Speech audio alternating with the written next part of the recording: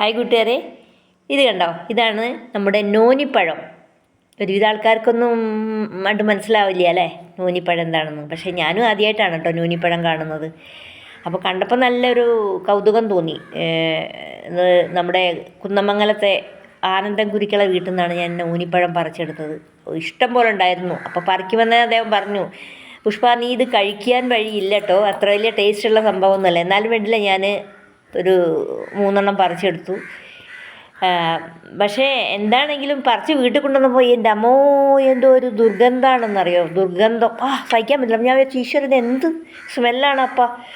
പക്ഷേ ഇതിനറിയപ്പെടുന്നത് സർവ്വരോഗ സംഹാരി എന്നാണ് കേട്ടോ.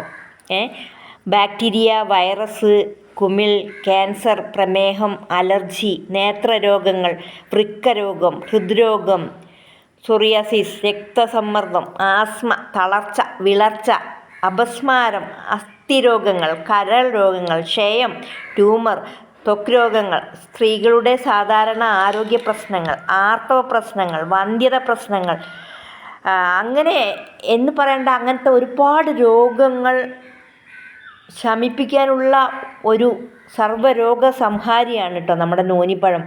ഇതെങ്ങനെയാണ് നമ്മൾ കഴിക്കേണ്ടതെന്നല്ലേ? ഇത് നല്ലോണം കഴുകി തുടച്ച് വൃത്തിയാക്കിയിട്ട് നല്ല കാറ്റ് കൊള്ളാത്തൊരു ഭരണിയിൽ അങ്ങനെ തന്നെ വെക്കുക. എന്നിട്ട് 41 ദിവസം അത് തുറക്കാതെ വെക്കുക. പിന്നെ 41 ദിവസം കഴിഞ്ഞിട്ട് ഇത് തുറക്കുമ്പോൾ അതിൽ നിന്നും അങ്ങനെ താഴേക്ക് വന്നിട്ടുണ്ടാവും.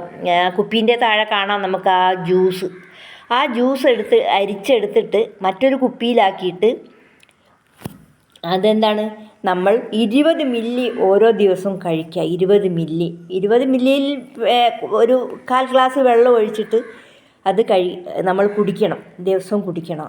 അപ്പോൾ നമുക്ക് ഇമ്മ്യൂണിറ്റി പവർ നമുക്കങ്ങനെ എന്ന് പറഞ്ഞാൽ അലർജി സംബന്ധമായ ഇപ്പോൾ ഞാൻ പറഞ്ഞല്ലോ ഇപ്പോൾ എന്തൊക്കെ രോഗങ്ങൾക്കാണിത്. ഈ സർവ്വരോഗ സംഹാരി എന്നാണ് ഇതിനറിയപ്പെടുന്നത്. അപ്പം ഇങ്ങനെ ചെയ്തു കഴിഞ്ഞാൽ നമുക്ക് ഇപ്പം അടിക്കടി നമ്മൾ ഇപ്പം തുമ്മലും അലർജിയൊക്കെ ഉണ്ടായിട്ട് നമ്മൾ ഡോക്ടറെ കാണിക്കാനൊക്കെ പോകും. അതിനൊക്കെ നമുക്ക് പരിഹാരമാണ്. അപ്പം ഈ നോനിപ്പഴം ഇങ്ങനെ ഇരുന്നോട്ടെ, കയ്പ്പായിക്കോട്ടെ, ചവർപ്പായിക്കോട്ടെ, പക്ഷേ ഇവൻ പുലിയാണ്. വെറും പുലിയല്ല, പുപ്പുലിയാണ് കേട്ടോ. അത്രയും എന്തൊക്കെയാണ് ഗുണങ്ങൾ ഇതിനുള്ളത്. അപ്പം വേഗം തന്നെ എല്ലാവരും നോനിപ്പഴം കിട്ടുകയാണെങ്കിൽ അതിൻ്റെ വിത്തെടുത്തിട്ട് നിങ്ങളുടെ പറമ്പിൽ, ഇത് വലിയ മരമാവും കേട്ടോ. ഇത് എന്ന് പറഞ്ഞാൽ പ്ലാവിൻ്റെ ഇല പോലെയാണ് ഇതിൻ്റെ ഇലയൊക്കെ, വലിയ ഇലയാണ്. അപ്പം വേഗം തന്നെ നിങ്ങൾ നോനിമരം കുഴിച്ചിടാൻ നോക്കൂ.